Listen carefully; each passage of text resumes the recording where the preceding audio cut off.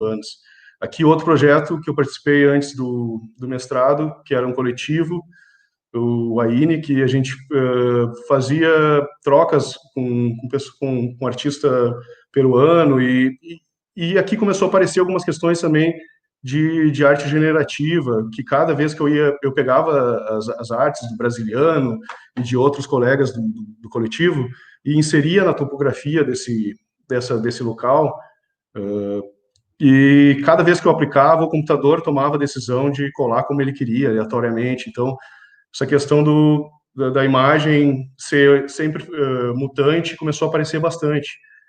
Ainda um pouco antes de entrar no mestrado, a gente participou com a obra Entre E-mails do Hiperorgânicos. A gente teve essa felicidade assim de ser convidado pelo Guto.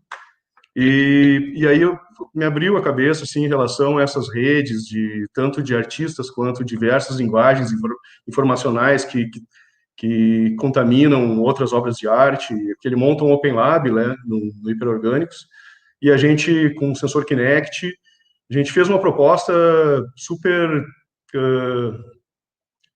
experimental, porque o Fábio, na época, que era da programação, também para ele, tanto para ele quanto para nós, tudo isso era muito novo, mas foi uma forma de perceber, assim, essa relação. Eu até trago um gráfico que a Vera Biguetti usa sobre arte generativa e umas imagens da obra Bichos Impossíveis, do Alexandre Rangel, que ele faz uma releitura dos bichos da Elijah Clark, né? E eu fui no evento em Brasília e vi essa obra e, ao mesmo tempo, estava rolando uma palestra sobre como a arquitetura podia ser comandada e criada em tempo real. E eu vejo esse trabalho me respondia uma série de questões, assim, E tem essa relação também, né, da arquitetura estava o tempo inteiro tentando contaminar minha pesquisa em artes visuais e vice-versa. Então, quando eu entrei no mestrado, eu pensava muito essa relação dessas hipersuperfícies, aqui, num momento bidimensional, mas eu trazia de volta as fotos lá da minha graduação, lá, sei lá quantos anos antes, e dessa recombinação, né, que tanto podia ser bidimensional como tridimensional.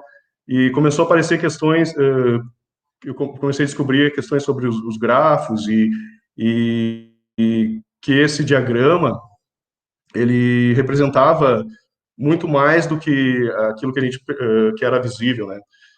Ele se apresentava como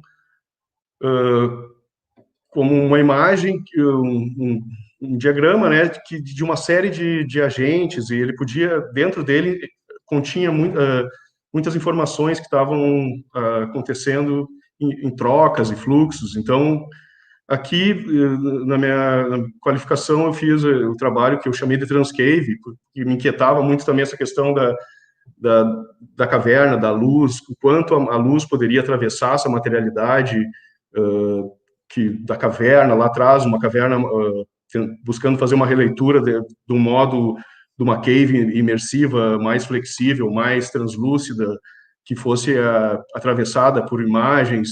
E aqui o Fábio me ajudando na programação, né, essa parte da interatividade, se não fosse o Fábio na época, eu não teria conseguido fazer.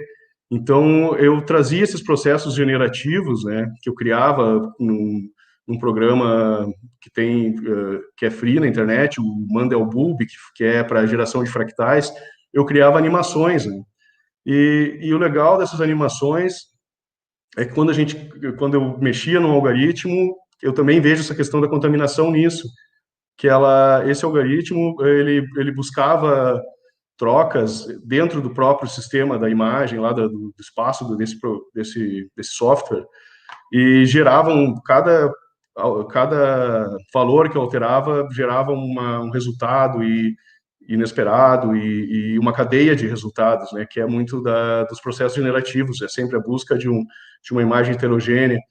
E eu trago algumas exposições que foram feitas com esses trabalhos, tanto Entre E-mails como Transcave, porque cada vez que ele vai ser exposto, ele é percebido, tanto por mim quanto pelas pessoas que visitam, né, de uma maneira única ali. Então, a gente começa a criar novas relações, né, entre os trabalhos, porque os dois tinham a mesma questão da interatividade, a gente só alterava as imagens, e o Entre E-mails tinha essa questão da webcam, que dentro da webcam aparecia imagens do que estavam acontecendo no momento da exposição.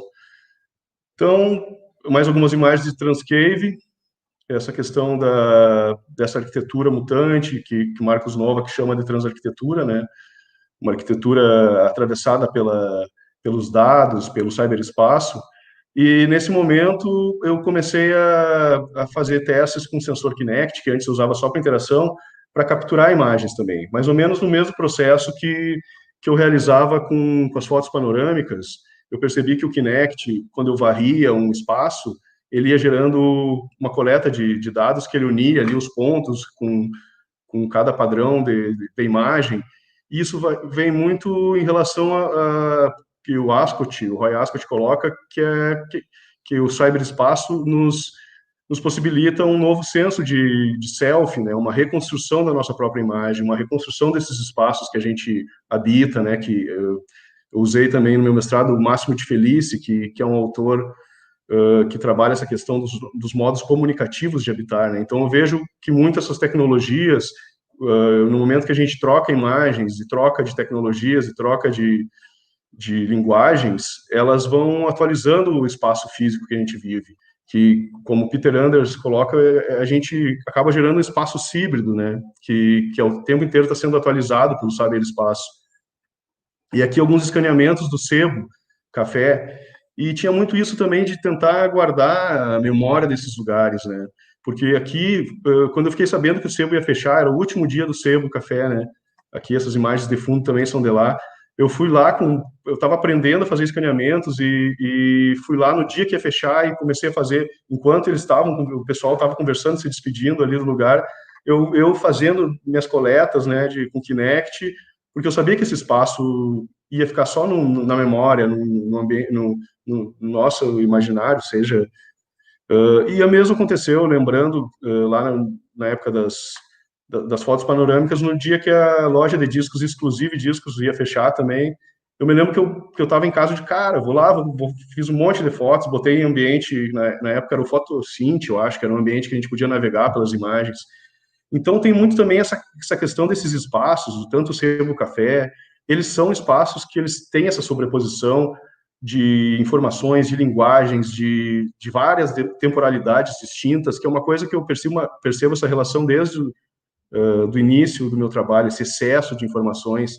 E o mesmo eu fiz algumas, depois do Sebo e também da Gari, da estação, né?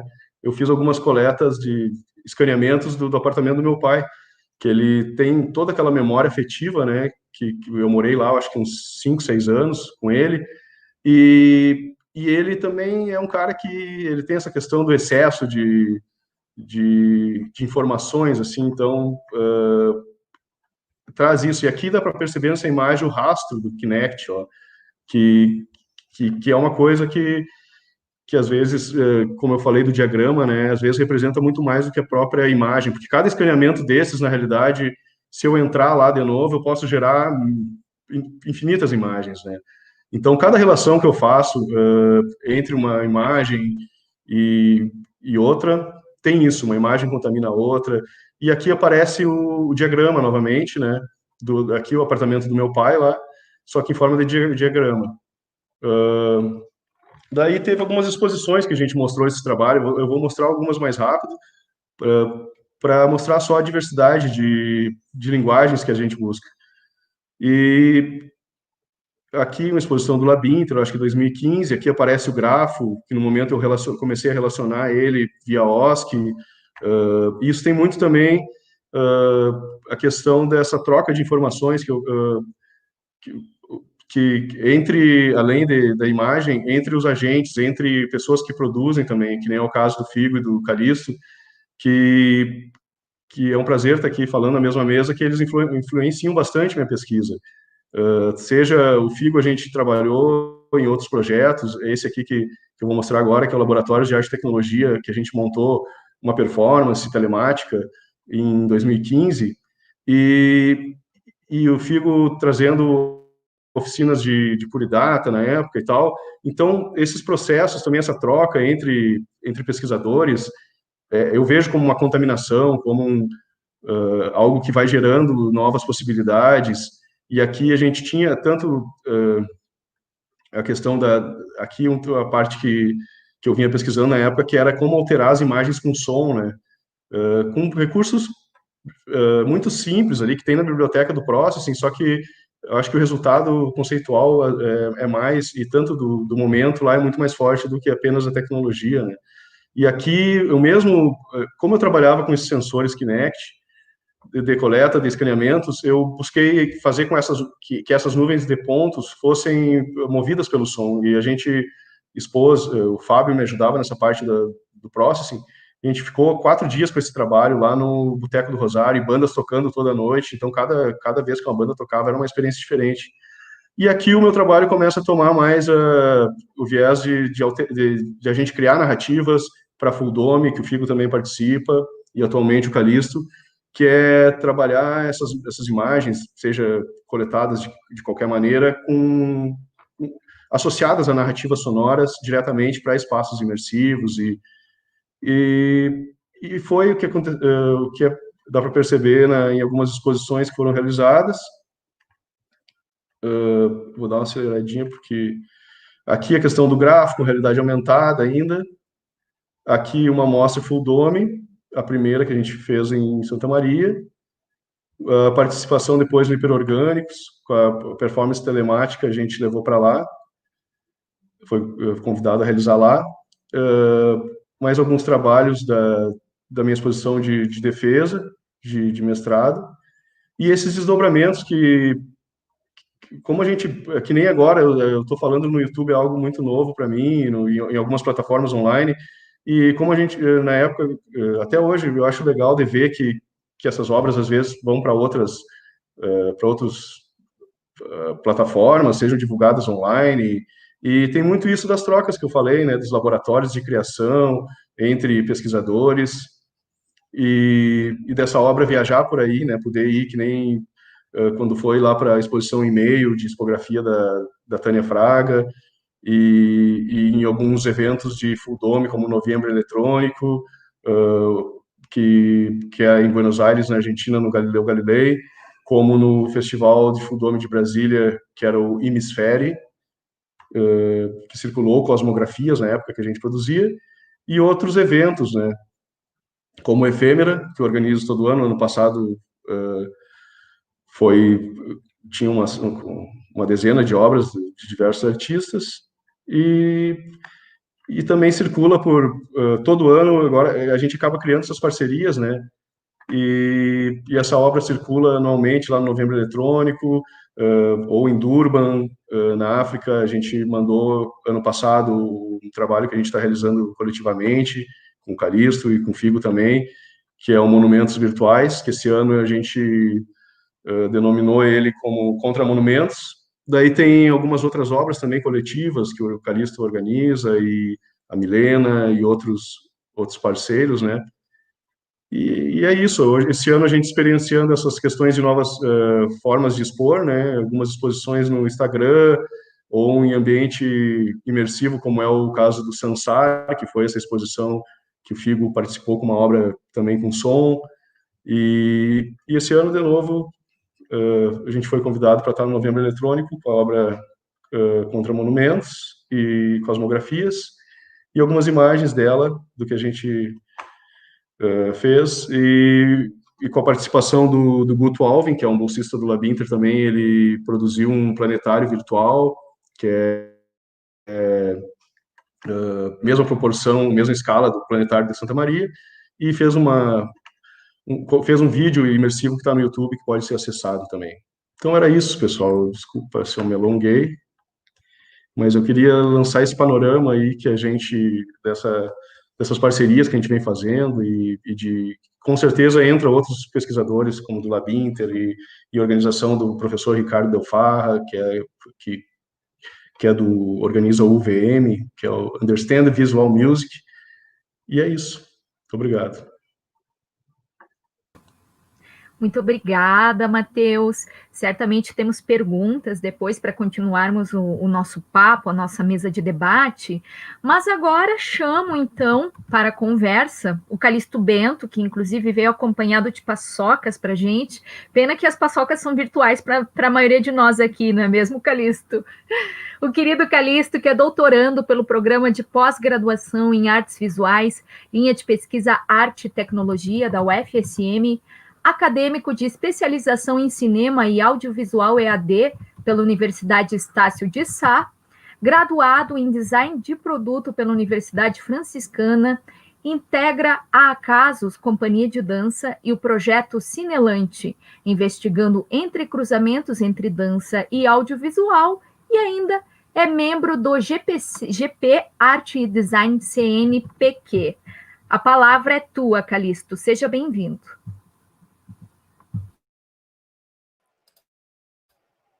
Olá, boa tarde, tudo bem? Eu vou começar compartilhando a minha tela. Primeiro eu queria agradecer a oportunidade de estar compartilhando pesquisa e ideias com o Figo e com o Matheus. Essa questão da parceria é engraçado pensar nisso. A gente está tão no momento que a gente se colocava em isolamento, se questionava a respeito do isolamento. Algumas parcerias, algumas dinâmicas se tornaram até mais fortes em função de encurtar essas distâncias pelas tecnologias. Isso para mim é muito gratificante, muito interessante. Queria agradecer a oportunidade de falar sobre pesquisa, de falar sobre as minhas ideias a respeito de arte. E eu sou uma artista do audiovisual, eu fico... as minhas questões todas têm uma relação com o audiovisual, com esse movimento, e a partir do momento que a palavra tempo entra em jogo, entra em cena, o tempo para mim é uma questão, para todo artista audiovisual é muito cara. Tá? O movimento e o tempo são as bases do audiovisual, né? São como as acontecem, né? nesse processo. Então eu vou falar um pouco de alguns trabalhos e que eu identifico essa relação de contágio e uma presença mais evidente do tempo, mas trazendo um pouco para o momento de pesquisa que eu estou agora no doutorado. Então, essa imagem que a gente está vendo agora é do túnel número 1. Esse é o maior túnel da região central do Rio Grande do Sul. Ele fica no distrito de Boca do Monte, aqui em Santa Maria. Então ele tem 750 metros. Então esse lugar é onde a minha pesquisa está agora. Eu estou na travessia desse túnel. Eu crio um audiovisual chamado Túnel número 1, que é a travessia desse túnel, na penumbra. Essa relação do lugar onde a luz não alcança, onde já não se enxerga, não se constitui imagem, mesmo assim ainda é imagem, é o que tem me tomado o tempo e tem tomado as minhas ideias agora. Né? Vamos pensar assim que a partir do momento que a gente pensa uma evolução audiovisual, né, de cinema para cá, o cinema como dispositivo primordial, primeiro dispositivo de audiovisual, a distância entre um frame e outro, existe um fenômeno chamado apagamento. Então, em algum momento da transmissão, em algum momento da exibição cinematográfica, não existe imagem para que a gente entenda uma cadência de onde essa imagem se constitui e se forma para um entendimento, né, sensorial e fisiológico da imagem desse processo. Né? Então, esse apagamento no audiovisual, para mim, tem se tornado muito presente. Tem surgido questões até da calibragem dos equipamentos,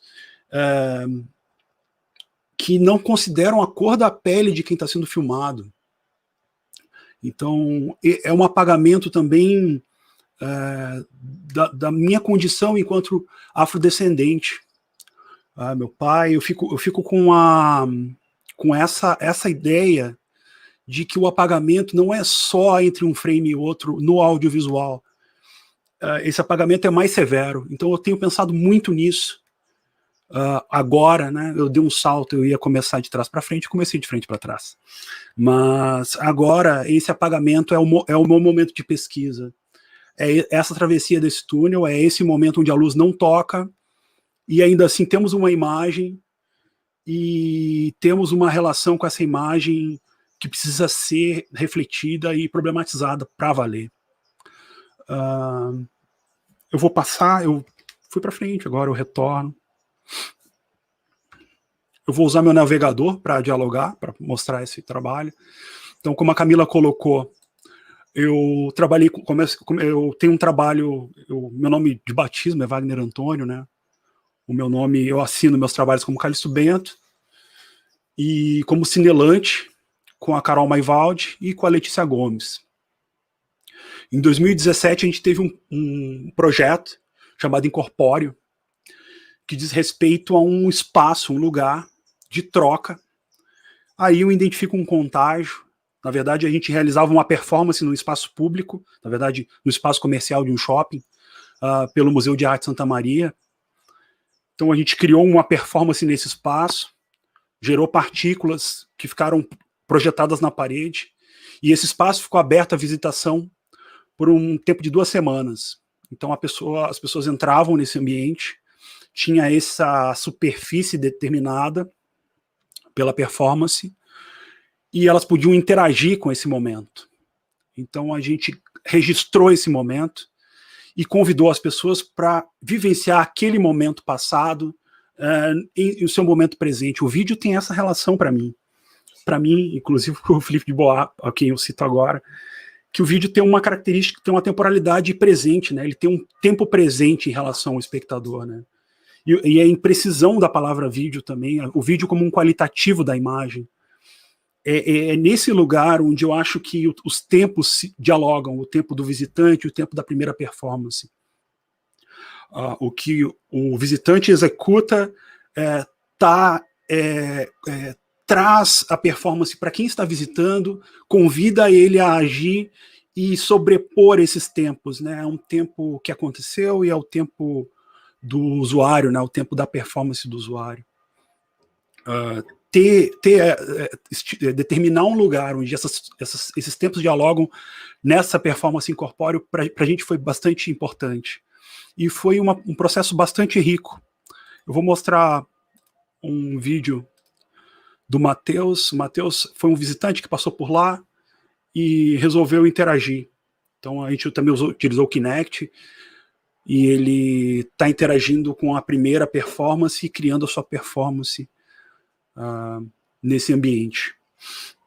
Então, esse momento de 2017, onde o corpo era um coeficiente numérico da formação da imagem, a imagem se dá de acordo com o corpo, de acordo com o movimento, eu estava pensando uma relação que eu denominava de influência, que era uma abertura de um espaço, a abertura de um canal entre o externo e o maquínico, entre o código e a pessoa, de forma que houvesse um diálogo não só evidente, né? O Kinect é muito óbvio enquanto linguagem, enquanto estratégia de captura de movimento, né? Ele é feito para um videogame para ser óbvio.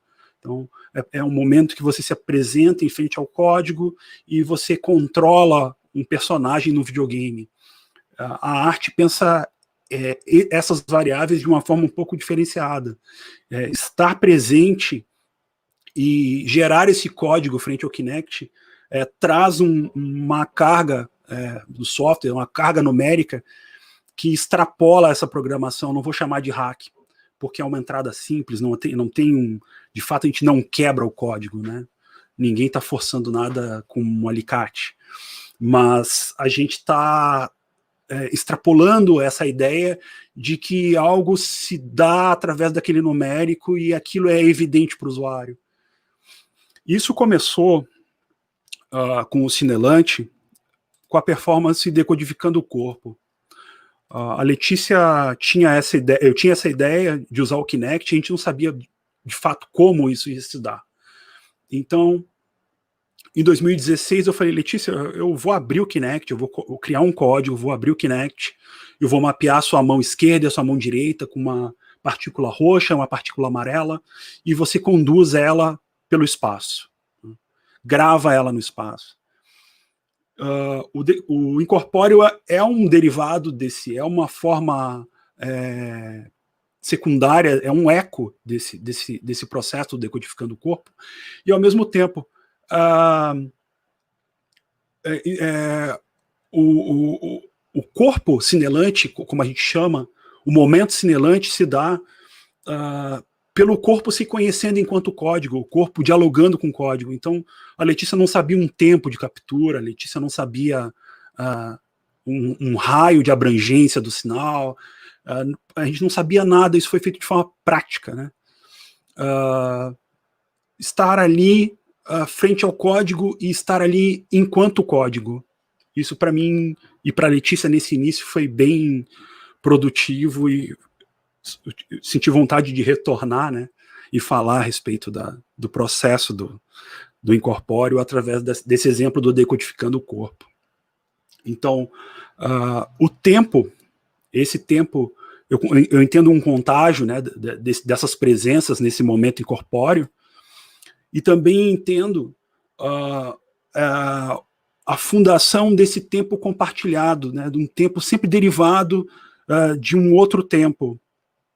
Acho que quando a gente abre a câmera do celular e filma alguma coisa e compartilha, a gente transcende esse tempo presente e registra isso para que em algum momento isso sirva para algo, ou para que isso informe alguém, ou para que isso leve afeto, ou leve consolo para alguém, né?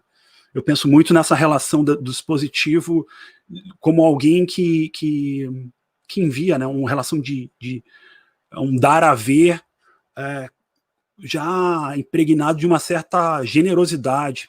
Talvez seja isso que eu queira dizer e não esteja encontrando a palavra.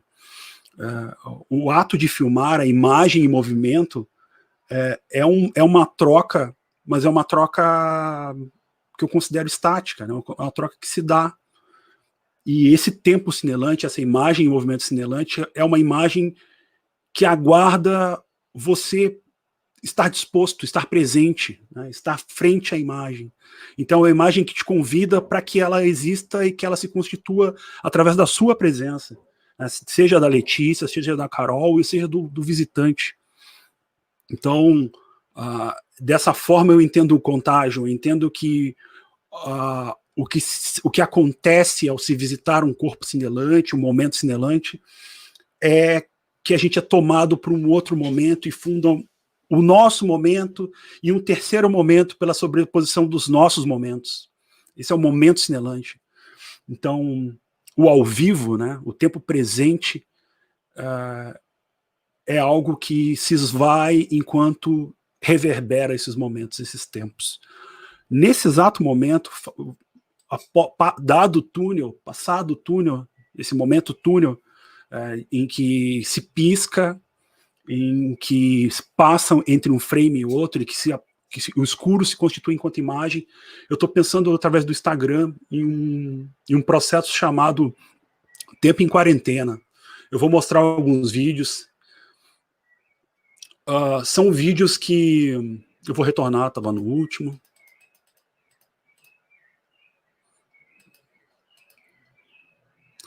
O Tempo em Quarentena é um processo que dialoga com a relação da imagem, o que constitui essa imagem e do descolamento dos elementos audiovisuais, do som e da imagem. Então, nesse momento, essa moeda entra em quadro, ela gira, gera um som, o espectador vive esse momento, e para num segundo momento, ele tem só um elemento sonoro, aquela imagem segue girando. Para num terceiro momento, ele tem a imagem estabilizada e o áudio, apenas o áudio movendo esse momento, para que num último momento, apenas uma frase descreve a cena inteira, né? A moeda gira por 5 segundos e para. Então, eu tô com esse tempo.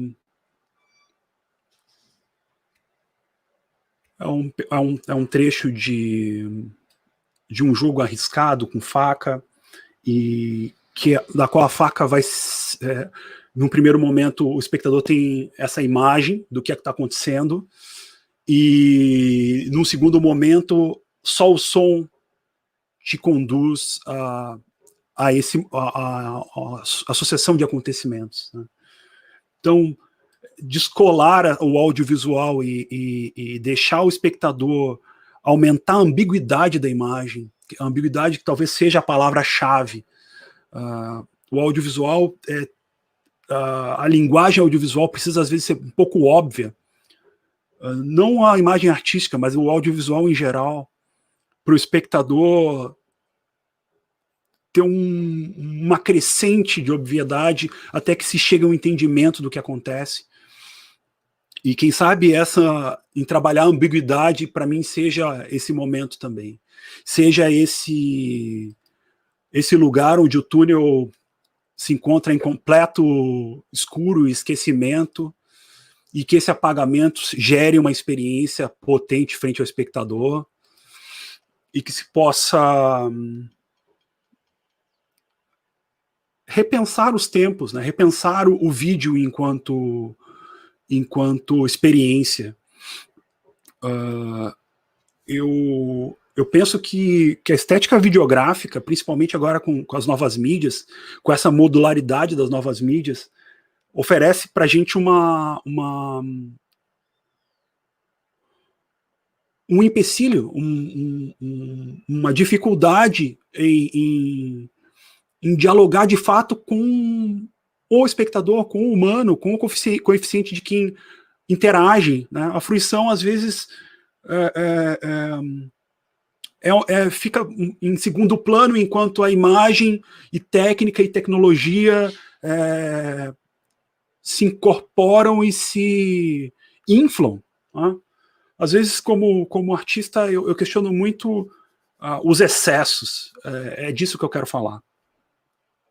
Então, essa ambiguidade que eu falei antes diz respeito também a uma simplicidade na linguagem audiovisual que eu tenho buscado, de evitar estilismos ou outras questões que eu tenho comigo. Então, de posse disso, eu queria agradecer. Eu já estourei os tempos, a Camila está me chamando no chat. Eu adoro essa confusão que é falar de si mesmo. Adoro a incerteza também do que é falar de si mesmo, do que é apresentar a própria pesquisa. Eu espero estar aqui em algum outro momento para desmentir tudo que eu estou dizendo agora e chegar a outras conclusões e construir outras coisas juntos com vocês. Eu estou muito grato por isso. Valeu. Muito obrigado, Calixto. Mas ainda está devendo paçoca também para a gente, que eu sei que elas estão aí contigo. Mostra aí para nós, a não ser que já tenha comido tudo, por favor. Ó, eu vou mandar pelo chat, tá? Eu vou mandar pelo chat. Guarda estoque para quando acabar a quarentena. Mas muito obrigada mais uma vez, Calixto. E agora, passando a palavra para o Cristiano Figueiró, que está conosco diretamente da Bahia, está aí com a sua agenda apertada hoje, mas vou fazer uma breve apresentação do Cristiano e já passo a palavra para ele. O Cristiano Figueiró é doutor em composição musical pela Universidade Federal da Bahia, mestre em música, composição e novas tecnologias pela Universidade Federal de Goiás, bacharel em música, habilitação violão pela UFSM, é professor do Instituto de Humanidades, Artes e Ciências, professor Milton Santos, na UFBA, músico e pesquisador em arte sonora, na perspectiva da cultura e do ensino. Investiga interfaces e tecnologias interativas com software livre, voltadas à composição eletroacústica, música computacional, performance musical e arte interativa. Muito obrigada, Cristiano, e seja bem-vindo à nossa mesa de debate. Boa tarde, obrigado, Camila. Cumprimentar meus camaradas Matheus e Calixto. Estou muito feliz de estar aqui mais uma vez. Cada vez eu tenho mais alegria de estar colaborando com vocês, conhecendo melhor a pesquisa de cada um. E hoje eu preparei uma fala bem simples, pegando aí o gancho do Calixto, na busca pela simplicidade e também dando um relato de como tem sido, para mim, a troca criativa com o Labinter, com o Matheus, e agora com o André, agora com o Calixto aqui também. Teve um momento que a gente começou a fazer o Cosmografia Sonora e que se pensava que o tema do congresso era entendendo a música visual, né, Matheus? E a gente começou a debater muito sobre como diferentes narrativas, diferentes maneiras de dar imagem, de dar visualização do som.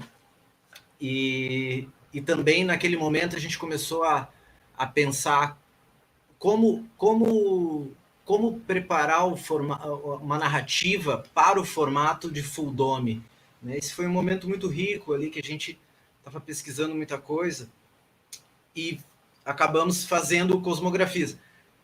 E na véspera de ir para Buenos Aires, para a gente assistir a obra no full dome, porque é muito diferente, né? A gente está pensando temporalidades, sincronicidades e interação entre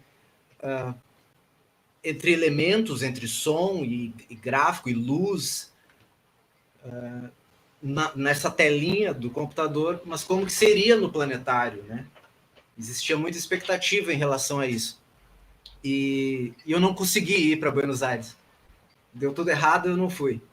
Mas o Matheus foi, e o relato do Matheus me influenciou muito, porque eu não tinha ideia de como queria soar aquela música com o vídeo, e o Matheus me falou, não, cara, os graves conduziram, porque os graves estavam dando o ritmo e conduzindo a narrativa do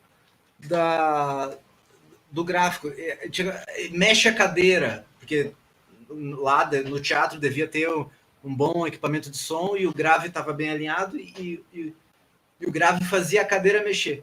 Então isso me estimulou muito a continuar a pesquisa em texturas de graves, de como esses contínuos de graves manipulando o tempo dão vida, dão um volume aquele balé de luz que está acontecendo ali, né? Tá tendo aquela coreografia de luz e o som está dando um volume e uma espacialidade também, né? Porque então isso é um caminho para o que nós procurávamos de criar uma maior imersão, né? Uma imersão sensorial que conduzisse o espectador numa experiência profunda. E isso acabou me estimulando muito.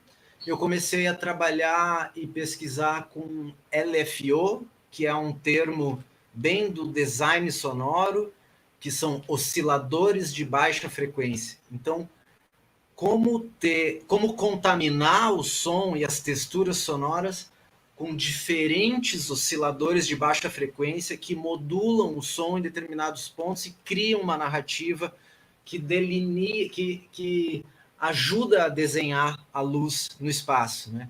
Então, de todo essa deriva e esse constante troca e conversas, acabei chegando num resultado para a trilha do Contra Monumentos, de um trecho da trilha do Contra Monumentos, que depois o Guto mixou, mas eu gostaria de compartilhar aqui com vocês a tela e mostrar um pouco do processo de como que eu pensei. E também falar um pouco dessa interface nova que eu estou trabalhando, que se chama Sunvox, que é um programa muito simples, é muito leve, ele vai um pouco na contramão dos programas, dos ambientes de produção musical comercial, né? Ele é um programa bem experimental, que trabalha com essa ideia de grafos, né?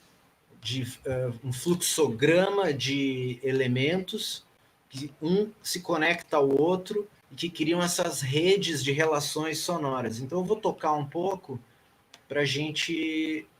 Daí vou fazer alguns comentários.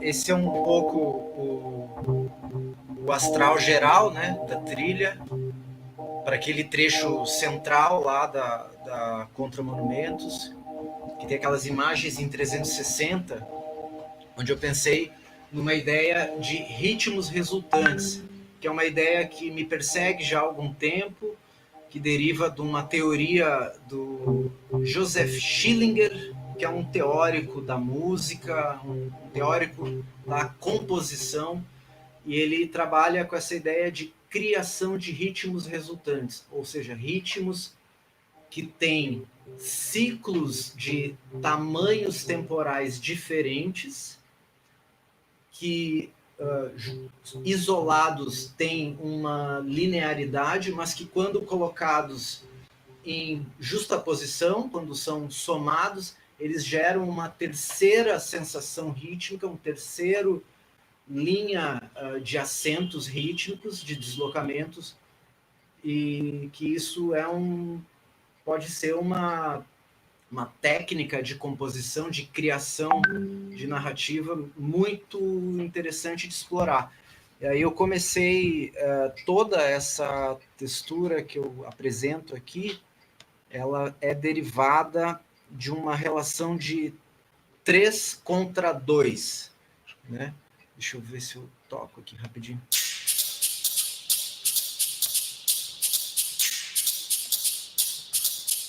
Essa é a relação básica de que toda a peça se constrói.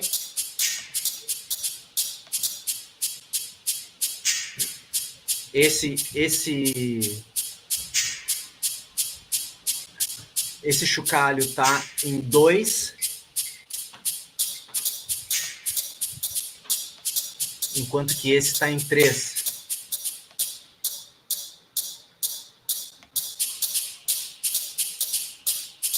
E a soma dos dois está dando um deslocamento rítmico que me permite criar uma textura interessante.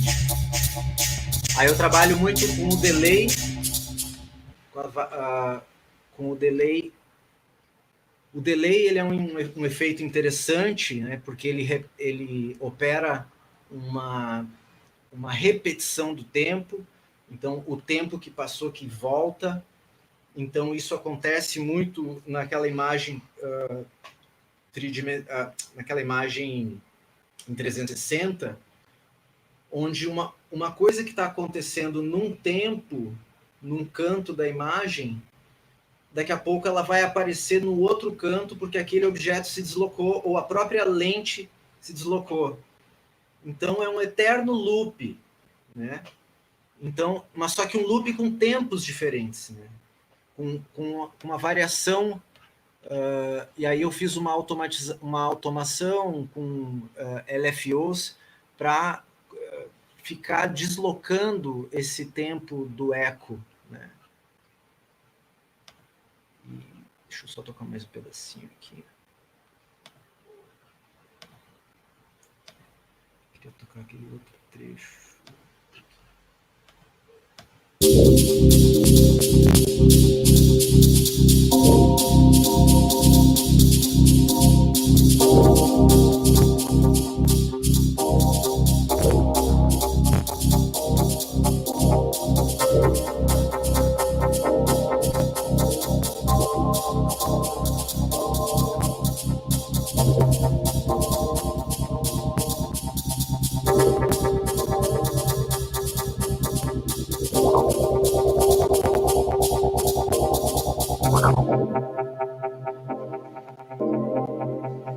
Eu acho que é isso. Eu não queria falar muito mais do que isso, porque eu também estou com o tempo apertado, mas eu só queria compartilhar um pouquinho com vocês de como que tem sido as minhas últimas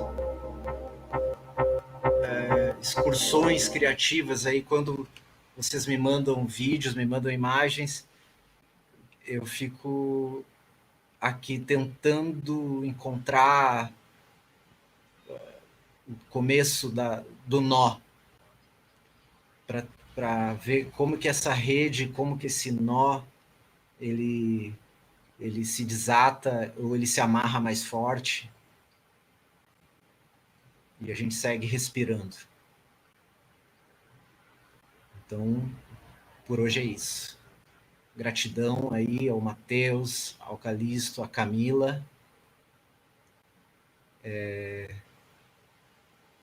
Espero que essa história toda, eu acho que no próximo momento vou começar a elaborar melhor isso metodologicamente, academicamente, mas é importante esse espaço de experimentação livre também.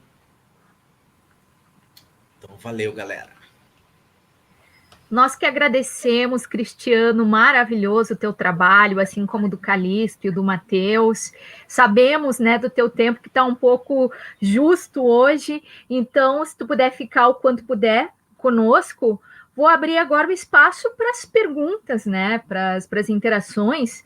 E falando em espaço, eu gostaria, na verdade, de saber um pouco mais, vocês que são homens que têm informações e vivências diversas da música, da arquitetura, do design, das artes visuais, vocês que têm experiências muito diversificadas, como que está sendo a experiência de trabalhar com esses lugares contaminados, sobretudo hoje, em tempos de pandemia, os lugares físicos, virtuais, imagéticos, lugares de fala também, como o Calixto bem apontou, as trocas e esses compartilhamentos, né? E as contaminações advindas daí.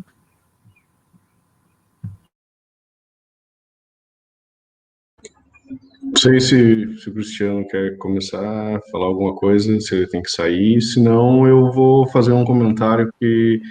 Não sei se quer falar. Não, eu vou fazer um comentário breve, pegando o link do que a Camila falou e também do que o Calixto comentou, que nesse período de pandemia, algumas relações se firmaram mais, se aproximaram mais, né? E que é interessante de constatar isso, né?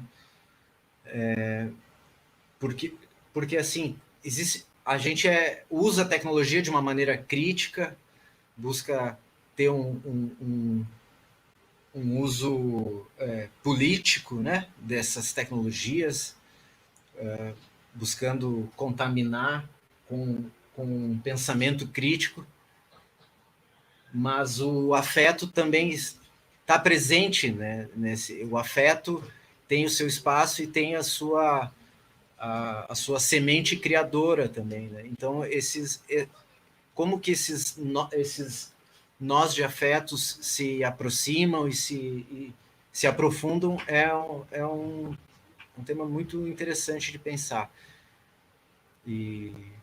Mas também vou ter que... Cara, eu acho que eu vou aproveitar para falar, então, antes que eu me esqueça, algumas coisas, assim, fala de você sempre me traz algumas questões, assim, que eu acho bem pertinentes para minha pesquisa, e o Calixto colocou essa questão do apagamento, né, desse tempo compartilhado, que eu acho que vai muito ao encontro que o Figo estava falando também dessa produção de uma poética coletiva, colaborativa, né?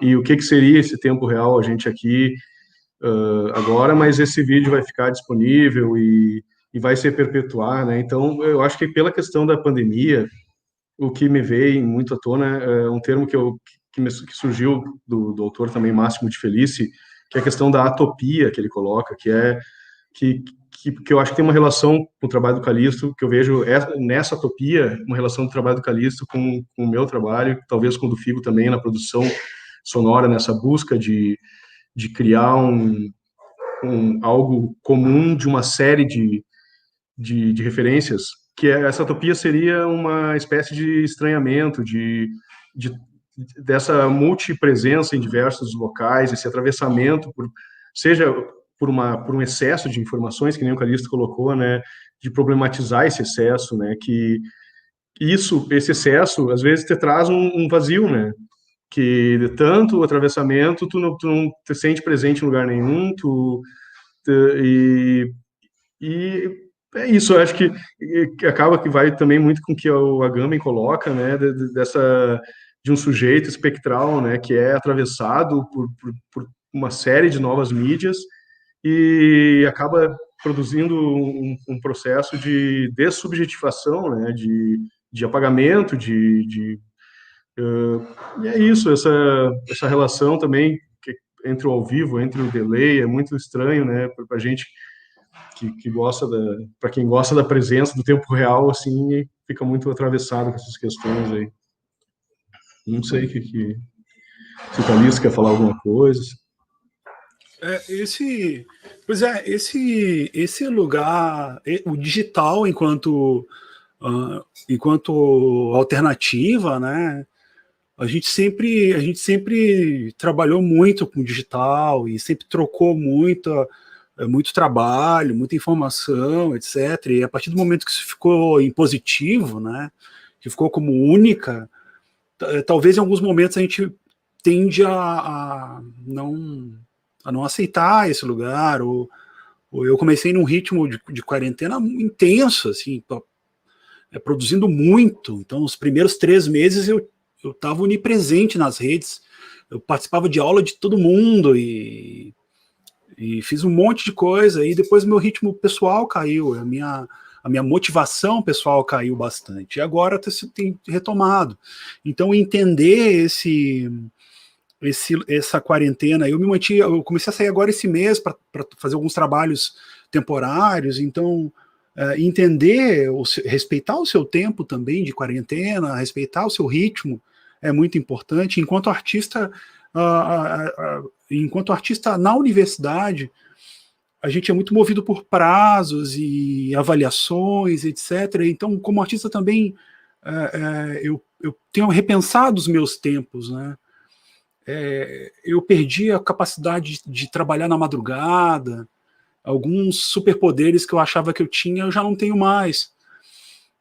Então, aceitar esse momento, né, de quarentena, e penso que essas reflexões que surgem através dessas dinâmicas, a gente está conversando, a gente está tendo aula, a gente está, né, tem gente que está até namorando pela internet, e não pode deixar de achar que isso é um namoro, porque as pessoas não se tocam, não se beijam.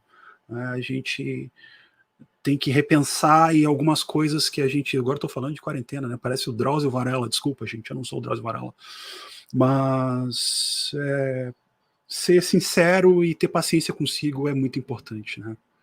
É isso que eu fico pensando, do que tu me perguntou. Não sei se tem alguma pergunta, Camila, também. Se não, pegando o gancho do Calixto, eu acho que essa questão da presença é muito forte, né? Fica à vontade, Matheus. Que nem o Figo colocou, da gente mandar trabalhos e às vezes não ir ver o trabalho, né? Que nem acontece muito, às vezes a gente manda para um lugar e é instalado por outras pessoas, daí a gente vê a foto, a gente vê o registro no Face, e esse trabalho ele está acontecendo para a gente ali, né? Nesse feedback que vem do Facebook, às vezes de outras plataformas, né? Porque a gente não está lá em tempo fisicamente e tal. E eu acho que isso também vem muito interesse do som no meu trabalho por essa questão da invisibilidade dele, né? porque eu trabalhava ali com o Kinect, às vezes com a presença do corpo gerando movimento, mas eu percebia que tinha mais coisa podia gerar imagem, assim, né? Tanto os dados remotos que chegavam via OSC, ou o próprio som, ele tinha uma presença muito forte, né? Ele fazia toda essa amarração do ambiente físico com a imagem que era digital, que às vezes parecia que não atingia tanto a arquitetura, sabe? E o som vem como mais uma camada, assim, que faz toda a imagem ter sentido e tal, né? As pessoas estão mandando saudações para vocês. E antes da gente se despedir, Matheus, Calixto, vocês teriam mais alguma contribuição a compartilhar conosco? Contatos também, já que o projeto Cinelante, inclusive, está disponível no Instagram, para quem estiver nos vendo e nos ouvindo, para quem quiser conhecer mais os trabalhos de vocês, fiquem à vontade para compartilharem as redes. Eu vou citar. Então, assim, o Cinelante encerrou agora um projeto chamado LIAR, pelo Viva Cultura da Prefeitura Municipal de Santa Maria. Foi uma sequência de publicações diárias, de 1 minuto de dança, né, de 1 minuto de movimento em quarentena, em distanciamento. Então a gente produziu 32 vídeos em casa, compartilhando uma mesma câmera, fazendo um kit de filmagem, a pessoa se filmando, uma edição remota, na verdade edição nenhuma, né, só uma configuração daquele registro videográfico, e aquilo está no Liar Dançar no Instagram. O Cinelante também tem trabalhos que foram aprovados pelo Respirarte, da Funarte, sobre a sombra cinelante, que a gente vai publicar agora. O projeto que eu apresentei antes do túnel também ganhou o prêmio na Funarte. Então, são oportunidades que a quarentena também viabilizou, esses fundos de apoio e de abertura para os artistas. Queria deixar claro também que as pessoas devem participar, devem enviar vídeos, devem se fazer presentes nas redes. Me sigam, dopamina é legal, eu gosto de like também, eu troco like, inclusive, eu não sou o Thiago York, mas eu troco like. Então a gente pode se seguir na rede, Calixto Bento no Instagram, e Cinelante também no Instagram, onde eu mais uso. E fico à disposição para a gente trocar em outros momentos também, quem quiser mandar alguma coisa por lá, comentar alguma coisa que está na timeline, a gente está sempre à disposição. Obrigado pela oportunidade. Valeu, Camila. Nós que agradecemos. Matheus? Eu acho que poderia falar um pouco do último projeto que a gente está desenvolvendo, até que tem participação tanto da Camila, quanto do Calixto, do Figo, da Bárbara Almeida, da Andréia Oliveira, do Labinter, do pessoal da DUTI, de Durban, na África do Sul, que é o Luyanda, que é o Nirish e a Tasney, a Milena Safir, da UFC, e que é um trabalho que a gente também, esse ano, a gente desenvolveu, acho que a partir de março, não me lembro, a gente começou algumas trocas por WhatsApp, por outras plataformas, e pensando muito coletivamente o que seria um contramonumento num momento como esse, né? E veio à tona uma série de questões. Uma foi esse formato que a gente está agora aqui trocando, né? E que a gente passou a utilizar muito desde o início do ano, que é essas conferências virtuais, assim, essas janelinhas que a gente você vê, assim, e troca informações, e como utilizar isso, né, a gente questionando muito, o ano passado ficou muito forte também que o monumento virtual, que é a origem desse projeto, a questão da memória, né, dessa memória que é imposta como monumento, uma memória que às vezes é materializada num espaço arquitetônico como um monumento histórico e de heróis e coisa e tal, que a gente buscava problematizar essa memória, trazendo à tona essas memórias que não são tão glamurosas, né? Memórias. E esse ano a gente trouxe essas memórias, essas trocas da rede que se perdem o tempo inteiro, né? Essas trocas efêmeras. e criamos essa narrativa que está disponível, acho, no site do DigiFest, que é organizado pela DUT, e que é a Universidade de Durban, e também acho que é isso. Pode procurar na página do Labinter, tem bastante informações sobre esse projeto, sobre contramonumentos, e a gente vai seguir trabalhando nisso, né, nesse projeto, buscando trabalhar de uma forma a trazer ele cada vez mais para as redes sociais, com interatividade. Então, podem ficar atentos aí que vai aparecer mais coisas sobre o Contramonumentos, e seguimos pesquisando aí. Valeu, não sei se mais alguma coisa. Segundo o link está o que para mim está aparecendo fechado. O áudio deu uma cortadinha. Agora acho que estabilizou o áudio, legal. E agora estou com vocês. Se voltar. Acho que tá meio contaminado esse teu áudio aí, Camila. Oi. Tá contaminado o áudio. Mas é a participação, né, em tempo real da tecnologia que... Estrutura aqui. Não. Eu acho que uma coisa também que eu me esqueci de dizer, agora estabilizou, é essa contaminação constante entre mídia, meio, indivíduos, né, que constrói essas trocas, né. E a Camila, não sei se eu vou deixar para ti agora, ver se...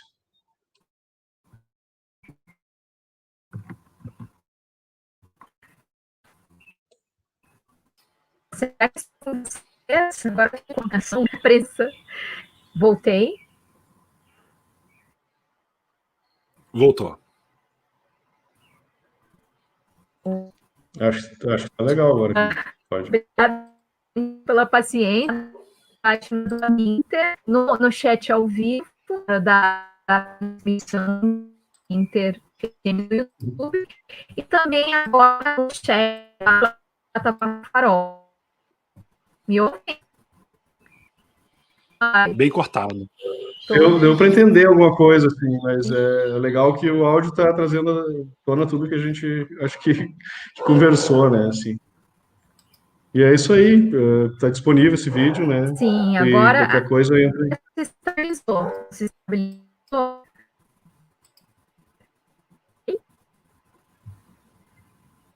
Calixto, Matheus, vocês me ouvem agora? E quem mais assiste agora? Tá bem agora, cortado, Camila. Oi, gente. Agora acho que deu. Desculpa. O Calixto não aparece aqui para mim. Agora eu apareço para mim. Eu pedi para confirmar me ouvindo individualmente. É isso. E agora no final. Ok?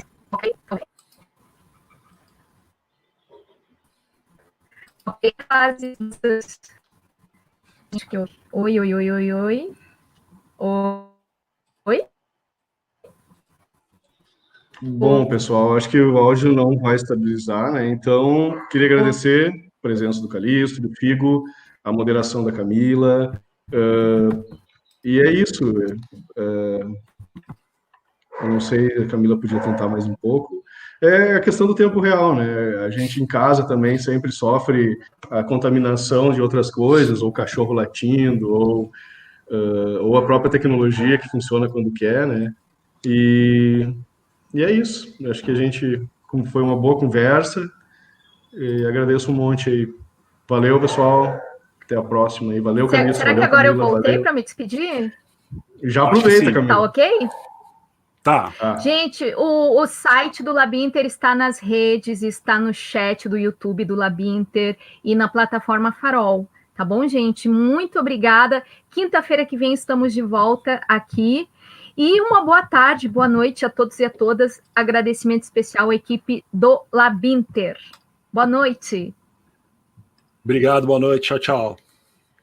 Obrigada a vocês. Boa noite, valeu.